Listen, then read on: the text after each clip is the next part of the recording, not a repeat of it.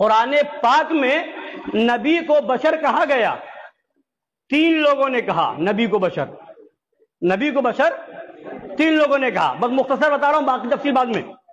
ایک اللہ نے بشر کہا ہے، ایک اللہ نے بشر کہا ہے، اور ایک رسول سے کہا کہ آپ کہیے قل انما انا بشر مثلکم، آپ کہیے، یعنی رسول نے خود کہا۔ اور ایک بشر نبیوں کو، کئی نبیوں کو ان کی امتوں میں جو کافر تھے انہوں نے کہا، کافروں نے بشر کہا، یا تو خدا نے کہا یا نبی نے کہا یا کافروں نے کہا۔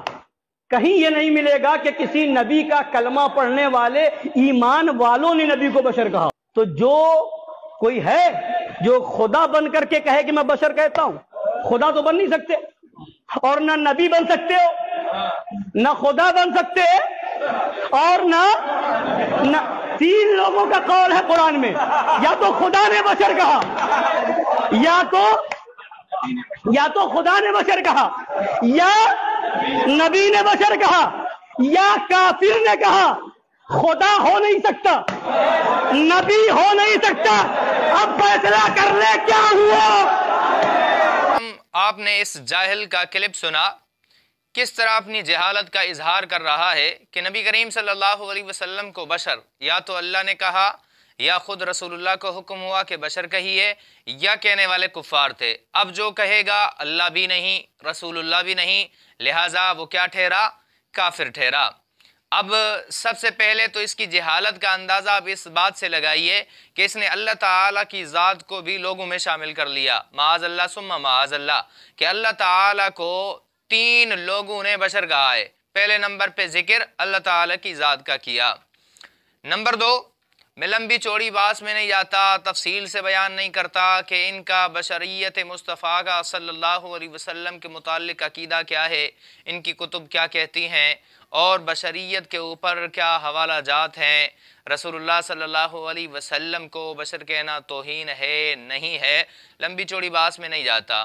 میں صرف اس بات پہ آپ کے سامنے حوالے رکھتا ہوں کہ اس نے کہا کہ بشر یا اللہ نے کہا یا رسول اللہ نے یا کفار نے۔ اب بندہ اللہ ہے نہیں، رسول اللہ بھی نہیں، لہٰذا کہنے والے کافر ٹھہرے۔ اب اس فتویٰ کی زد میں سب سے پہلے ام المومنین حضرت عائشہ صدیقہ رضی اللہ عنہا آتی ہیں۔ نمبر 2، رسول اللہ صلی اللہ علیہ وسلم کے دیگر صحابہ آتے ہیں جنہوں نے رسول اللہ صلی اللہ علیہ وسلم کو بشر کہا ہے۔ اب بندے کو خود پتہ نہ ہو تو کسی سے پوچھ لیتا ہے، لیکن جہالت ہے، اور جہالت بھی اعلیٰ طریقے کی، پھر سننے والے بھی واہ واہ میں لگے ہیں۔ الغرض آپ کے سامنے میں یہ 2 حوالے رکھتا ہوں۔ آپ کے سامنے مسند احمد ہے، اور مسند احمد کی روایت نمبر 26,194 ہے، اور حضرت عائشہ رضی اللہ عنہ سے مروی ہے، ان عائشہ رضی اللہ عنہ قالت سئلت ما كان ان عائشہ رضی اللہ عنہ قالت سئلت ما كان رسول اللہ صلی اللہ علیہ وسلم يعمل فی بیتہ۔ حضرت عائشہ سے پوچھا گیا کہ رسول اللہ صلی اللہ علیہ وسلم اپنے گھر میں کیا کرتے تھے؟ قالت كان بشرا من البشر، دوبارہ سنیے، قالت كان بشرا من البشر، حضور علیہ السلام بشر میں سے ایک بشر تھے۔ یفلی ثوبہ، اپنے کپڑے خود صاف کر لیا کرتے تھے، وَيَحْلِبُ وَيَحْلُبُ دونوں پڑھ سکتے ہیں، شَاتَہُ، اور بکریوں کا دودھ بھی دھویا کرتے تھے، وَيَخْدِمُ نَفْسَهُ، اور اپنے کام خود فرما لیا کرتے تھے۔ یہ حضرت عائشہ رضی اللہ عنہ سے مروی روایت ہے۔ نمبر 2 آپ کے سامنے سنن ابی داؤد ہے، اور اس کی روایت نمبر 3646 ہے، اور یہ حضرت عبداللہ بن عمر رضی اللہ تعالیٰ عنہ سے مروی ہے۔ کہتے ہیں کنت اکتب کل شیء اسمع من رسول اللہ صلی اللہ علیہ وسلم اريد حفظہ، کہ حضور علیہ السلام سے جو کچھ سنتا تھا اس کو لکھ لیتا تھا، ارادہ یاد کرنے کا تھا۔ فنہتنی قریش، مجھے قریش نے روک لیا کہ ایسا نہ کیا کر۔ کیوں؟